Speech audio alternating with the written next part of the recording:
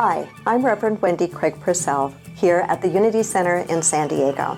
Thank you so much for watching today. If you'd like to support the work that we do here, please consider making a contribution. Go to our website. It's easy to do. Thank you in advance for that contribution. What would you do? If you had just one more day, what would you choose? And it's a perfect lead-in to remembering a tremendous power that each and every one of us has, and that is the power to choose. Whether you call it free will or choice, it is a tremendous power that we have. We have the power to choose our responses. We have the power to make decisions that either help us or harm us, or help others or harm others. We have the power to choose to be our authentic selves no matter what, or to put on a mask and hide away, or put on a mask and hope that somehow we can fit in and people will like what they see, even if what they see isn't who and what we really are. The power to choose, to exercise our free will. The issue is we don't always exercise our power to choose. We've been exploring together some of the concepts in Paul Ferrini's book, The Laws of Love. And we're looking at what he calls the fifth law, and it is the law of free will, understanding free will. He suggests that choice is a condition of our creation, that we are born with the capacity to choose freely, and we are constantly exercising it even when we don't think we are. We're constantly exercising the power of choice even when we don't think we are. That's because the choice runs on a spectrum from conscious choice at one end to addictive or compulsive choice at the opposite end, and repetitive choice in between. Conscious choices are choices that we have carefully considered. We're very deliberate about them. We've spent some time mulling them over and thinking about them, and then not just making the decision, but actually following that decision with action. Repetitive choices can be choices that began as very deliberate, very conscious choices that through repetition become ingrained in us and become a part of our routine, our ordinary way of being. And if they have been conscious choices that were made with a mindset of growth and wholeness and good choices, then we will have set into place repetitive choices that are good for us. And then, of course, at the damaging end or the challenging end are those choices that are more compulsive and addictive, and perhaps sometimes because of substance abuse, where it's not just an addiction based on repetition and habit, but there's actually the physical component of it. Our journey as individuals who are committed to growing spiritually and awakening spiritually is to make as many of our choices as possible deliberately and consciously. And to recognize that if we do have choices that are addictive and compulsive, that we've got some healing work to do. And depending upon what that addiction or compulsion may be, it may require quite a bit of time and quite a bit of deep, deep healing work. But you see, the goal is to live a life by design, not by default, to live a life by creation. That's what we were exploring last week. And to do so means that we need to be very aware of the choices that we are making before they become automatic and potentially harmful. One of the most powerful places of personal growth and spiritual growth comes when we awaken in consciousness, awaken out of the sleep of the illusion that life is happening to us, and we waken to the realization that life can and ought to be happening by us. The to-me experience of life is sometimes referred to as living life as a victim, that life just happens to us and we really can't figure out why. Things happen as they do. Maybe we're just in the wrong place at the wrong time, but we've got nothing to do with it. And those who operate in that mindset often feel very, very stuck. They feel like a victim. But when we begin to grow spiritually, when we begin to understand how life works, we begin to realize, wait a minute, I've got this thing called choice. I've got this thing called free will, that I can be mindful, I can be deliberate in how I exercise my choices. And when we move to that place, we move to a place of creation. We move to a place of being proactive. We move to a place of thinking about what we want, making a decision, free will, choice, making a decision to go for something at the exclusion of not going for this other thing, and then taking action toward it. A decision to do something is not the same thing as actually doing it. I want to put a little sidebar or disclaimer here, though, because sometimes in metaphysical practice, I think we can be very cruel to one another and even cruel to ourselves and abuse or misuse some of the teachings. It is not helpful to look at another who has suffered a harmful wrong and to go, oh boy, you brought that about on yourself. We can't possibly know everything that comes into play that causes a person to be on the receiving end of something. And I believe that in a way it's almost better to look at the word victim in a different way. That life, sometimes we are simply at the receiving end of something. Simply at the receiving end. We happen to be in the wrong place at the wrong time. I'm thinking of just a couple of weeks ago, in fact, on January 6th, because it was not such a good day, for me anyway, and for many, as I was watching what was happening in our nation's capital. I had to go grocery shopping that day, and I went to Trader Joe's, and I have a pretty nice, relatively new car that I take really good care of, so I parked, my family teases me, in the South 40, far away from where anybody else is, and I'm sitting in my car, getting ready to get out, putting my mask on, my car's off, I'm just sitting there. Didn't seem like there were any other cars around me. Getting ready to get out of my car, I'm parked, and a car hits me. And I think, wow, okay, here I am. You can say I'm a victim of that experience. I certainly did receive it, still dealing with getting it fixed. It's not a big automobile accident by any means. But I have a power to choose in that moment. And that's what it means to not look at oneself as a victim, but say, wait a minute, yes, this happened. And I can spend a lot of time trying to figure out the why, or I can just say, all right, how am I going to handle it? After I get through with exchanging the information and being befuddled and forgetting how you do all this, now how am I going to respond? Can I look at this other person who clearly was in the wrong, that backed into a parked car? Can I look at that other person and say, you know what, I'm having a bad day, but you probably are too. And I'm sorry that I can't act maybe a little more calm than I would have liked to. A choice, right? Sometimes we are on the receiving end of things that we just don't understand or are really unpleasant or are far more tragic than a little dent in a car.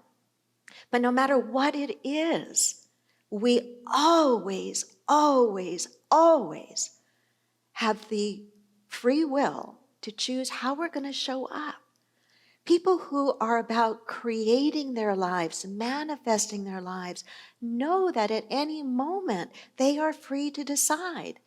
And they also recognize that they're going to make the best decision they can in that moment based on their level of consciousness, based on what they currently know in that moment in time. And they also realize that maybe that choice they made is going to have to be tweaked a little bit because maybe they didn't have enough information when they consciously made what they thought was the best choice. But they also know, hey, I can step back and I can choose again. But you see, those who live in a victim mentality somehow remove themselves from the equation and they feel powerless. They feel like they are only on the receiving end, without the ability to do anything to change where they go from that moment forward. One of my greatest joys as a spiritual teacher for many years now has been to watch people when they first grow into this understanding, and not just understand it, but begin to apply it and live by it consistently. It's a matter of opening our eyes and waking up and seeing more clearly, seeing ourselves more clearly, seeing the potential within us and the potential within each other more clearly. I like the verse in Corinthians that speaks to this idea of at first we see dimly and darkly, but then eventually face to face. It's the idea that we all are waking up from different layers or levels of illusion. We are all trying to clear our windows of perception of ourselves and of others. And it takes humility to look and to say, wait a minute, maybe what I've been seeing, maybe the way I've been perceiving myself or others has been dimmed, is not quite right, is somehow distorted. In his exploration of the power of choice, Farini ties together this idea of free will and this idea of choice to the importance of making the choice to be one's authentic self. Making the choice to be one's authentic self. Think about that for a moment.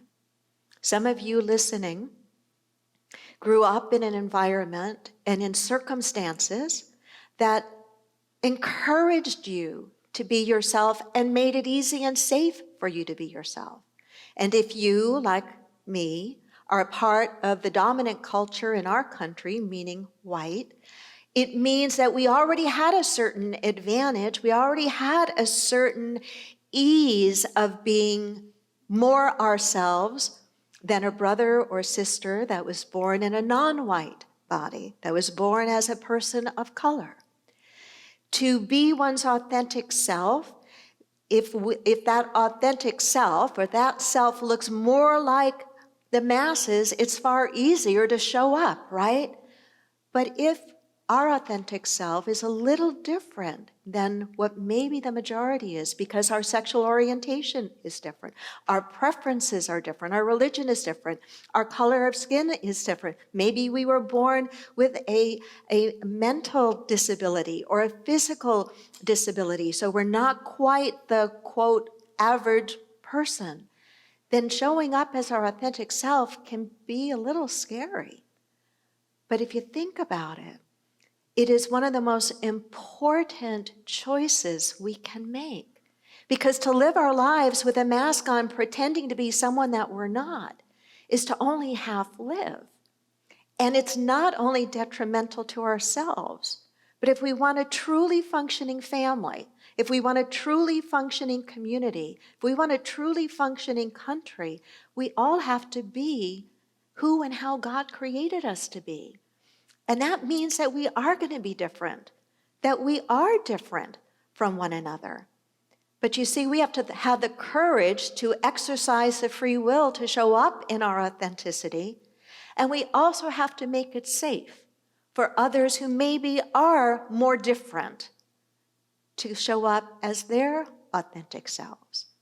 I think of the work that I've been doing for the last several years now in our community and beyond, in racial literacy and awareness. And the more I have explored this whole broad topic, this whole broad issue, the more I have learned, and the more I have learned that there was an awful lot I didn't know. And I suspect that even though I've learned a lot in the last several years, that there's still more I don't know. I've learned just recently, as I was talking to someone who has a nonprofit here in San Diego, Black-owned institute and Black-owned businesses. We talked a little bit, I talked with the CEO, we talked a little bit about whether the Unity Center and the Anti-Racism Institute might be able to collaborate on some projects here. And in our conversation, first time we had ever met, this delightful woman was talking to me about something I had heard of from my other Black friends. And it is the idea of code switching. that for many people of color, if they are in mixed company, meaning if they're with somebody that looks like me, that they quickly know they probably have to code switch. And as I was listening to Pamela share with me, she was talking some about creating a job site for people of color, professional people of color, to post their job resumes where they could be fully themselves. And she went on to talk about how they wouldn't need to code switch, meaning that if their name didn't sound like a white person's name, they could and would use their real name. It meant that if they had an afro, they weren't going to cut that afro off so they looked more like a white person. And so wherever you happen to be in your feelings or understanding about the whole matters of race, I do think you can understand and open your heart to what it must feel like to be one who might always feel as if they can't show up as their authentic selves. You know, you and I have lived through a time now where finally people who want to marry or be partnered with people of the same sex are largely fully accepted, certainly made a lot of progress compared to where we were when I began in ministry. And that's a wonderful and good thing. We've got more work to do on so many fronts, and part of it does tie into free will and to choice, that if we are different, to have maybe a little more courage and risk a little more to show up as our authentic selves so people can really come to know who we are. And if we are, quote, more the norm, whatever that means, that we make it safe for others to show up as who they are. Farini writes some insightful words about this idea of authenticity. How at ease are we really around authenticity, he writes. How at ease are we really around authenticity? We may talk about authenticity, but when it looks us in the eyes, we aren't so sure we like what we see. Authentic people do not homogenize very easily. They can't be pigeonholed. They don't fit any clear demographic, don't belong to any easily formed or ready-made group. To put it simply, authentic people are harder to manipulate, and they can't be easily controlled. You know, in a mature relationship, in a mature society, in a healthy relationship, in a healthy society, each person can be who they are. As I wrap this up, I want to leave you with a key question. It's a key relationship question, and it has to do with free will. Can I be me and still be with you? As you look at your relationships, quietly ask yourself, in your relationships, your personal relationships, your work relationships, can I be me and be with you? If the answer is no, we need to know why. We need to know why. Is it because the other person won't allow us to be authentic? Maybe the other has truly made it not safe for us to be authentic. Maybe if we show up with our afro or we have a more unique sounding name, our resume is not going to be looked at. That may be the reason. Is it because the other person won't allow us to be authentic? Or is it because we don't trust ourselves sufficiently to reveal ourselves completely, to really let the other know who we are? A great researcher and best-selling author, Brené Brown, has written extensively on this idea of the courage to be one's authentic self. And if some of what I have talked about this morning just resonates with you and you recognize there's some work that you want to do around that topic, I really refer you back to some of Brené Brown's work on authenticity. What I know with every fiber of my being is every social unit, starting from the individual to the family, to communities, to groups, to countries, to our world, will thrive much better when we create a society where each of us is free to be who we truly are, not harming anyone else in the process, but free to be who we truly are, and that we give the other permission to show up in the same. I hope you'll join me in doing what you can to create that around you. That's all we have to do, is start right where we are. Namaste.